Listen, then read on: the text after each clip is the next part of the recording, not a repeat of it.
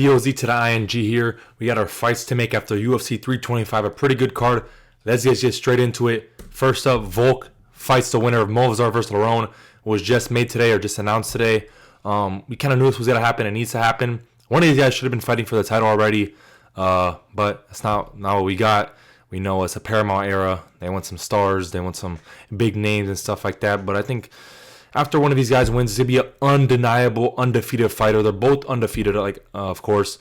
Whoever wins this, they're going to have a lot of momentum, especially if Lerone wins this. He's going to have a lot of momentum off the Pico KO, depending on how he does this fight. And Movzar, he's going to get a little bit of more respect, I guess, and he's finally going to have a win. He hasn't fought since December 2024.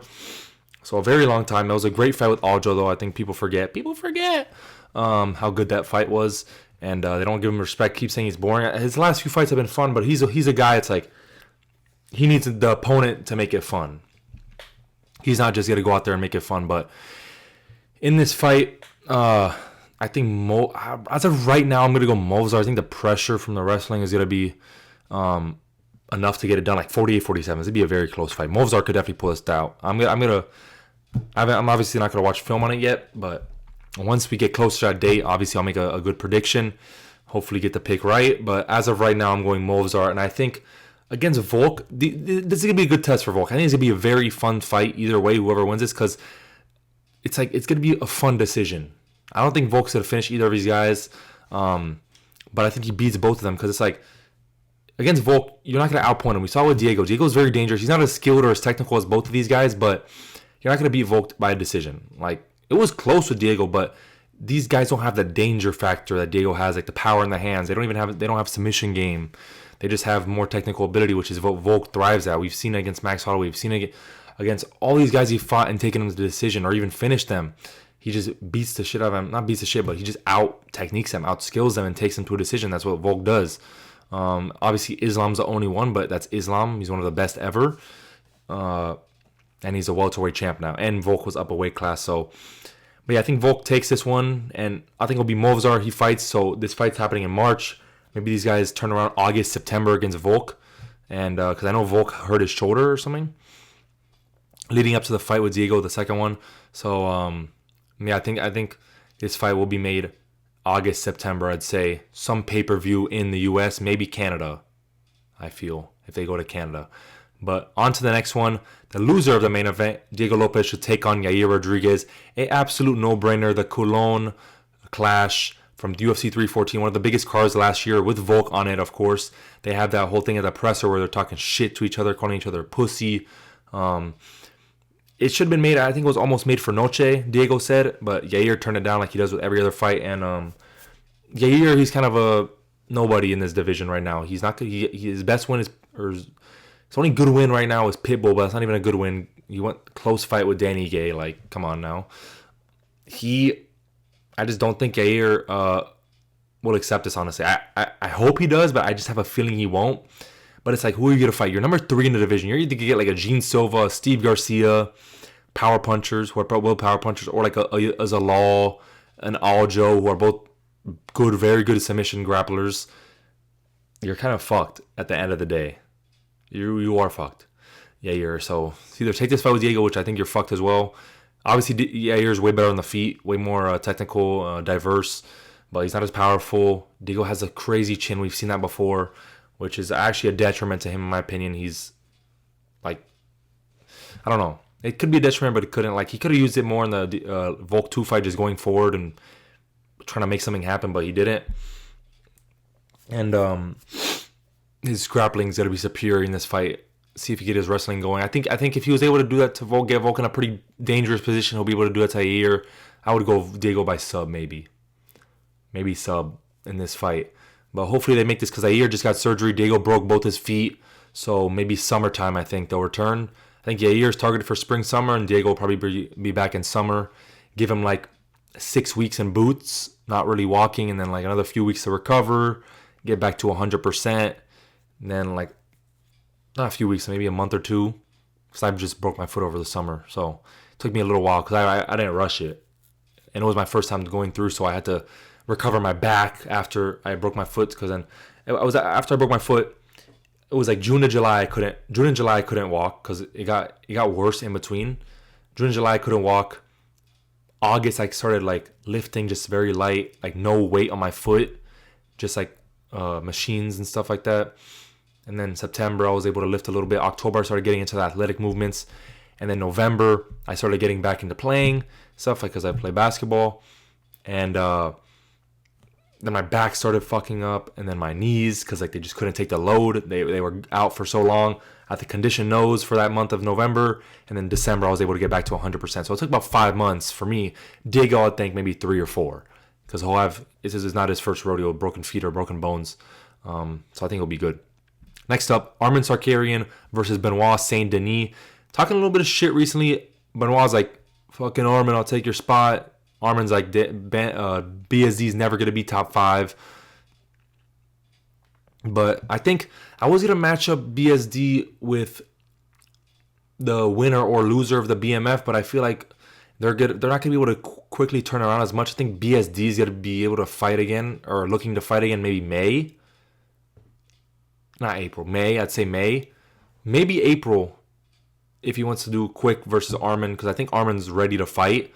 Dana was saying that Armin's going to fight between now and the White House. So he's going to fight between there. So I think May, pay-per-view, Armin versus BSD, book it. Co-main, 5-rounder, featured fight. Hopefully, I would make this 5 rounds.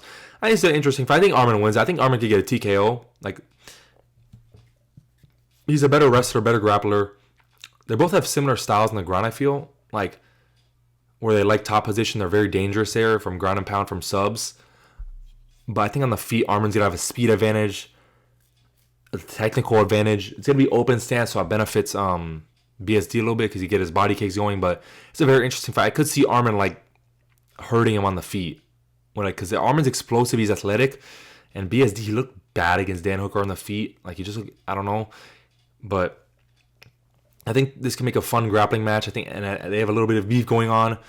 And I think the timelines make sense because because Benoit has to fight up. He just beat the shit out of Dan Hooker. Only person above him is Paddy Pimblett. I don't think he's going to fight Paddy. And the timelines don't really match up. I think BSD's going to want to fight way before Paddy comes back. Paddy's coming back in the summer. He said maybe not as much, but I think the UFC will have other options for Paddy, which I don't know, actually. We could see something with Paddy and the loser of the BMF, I think. I think we could see that. Maybe a Max Holloway matchup. Maybe a Charles matchup if Charles loses. So we'll see. But yeah, for this, I think the timelines match up, and I think it makes sense. BSD needs to fight someone high up. He's on a 4-fight win streak. All finishes? Yeah, all finishes. Submissions, TKOs. Good fight up. And the division's a little weird right now, obviously, with Ilya and Gaethje and all that shit. Next up, Dan Hooker versus Rafael Fiziev. I want to see this fight because Fiziev's lower ranked than him. He just lost to number 14.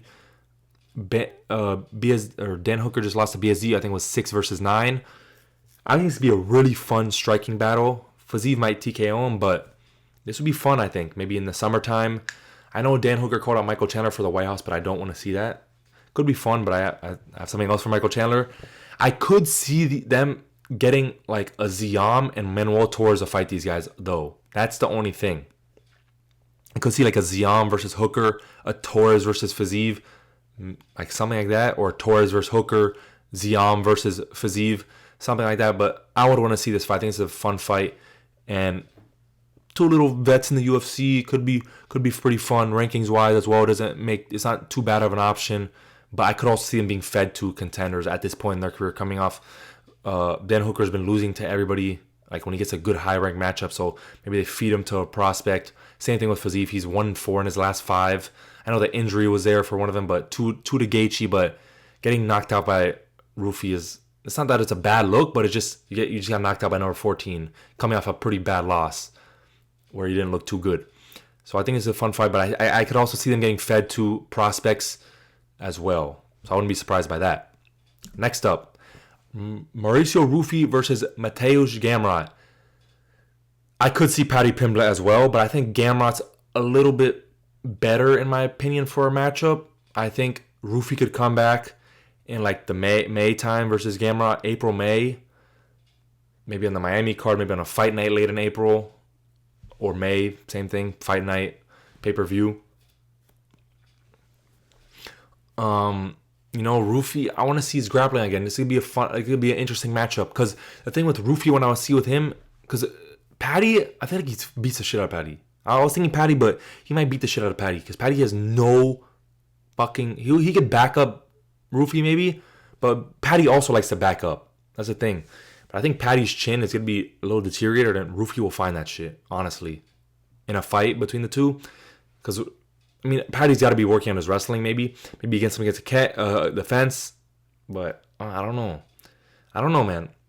But I think this fight is fun because Gamrot's a better grappler, not as good as or better wrestler, not as good as a grappler as Patty in terms of submissions and all that, or like just ground and pound. But it could test him a little bit. Gamrot's not great on the feet. So it's gonna be a little test for him, push him up into the division. Maybe I don't want to see him too big of a jump again. I don't want to see him too big of a jump. Go Patty. I think Patty is still very good. Not very good actually. Let me take that back. I think so. Patty's good. Because it's either like you push him into that top 4 range with the Charles, the Max, the Armans, which is do not do that shit. Could see Rufi Hooker because Hooker's number 6. I think Gamrot's 7. 8 is BSD. 9 is Fazeev. So I think it's either Patty Hook or Gamrot.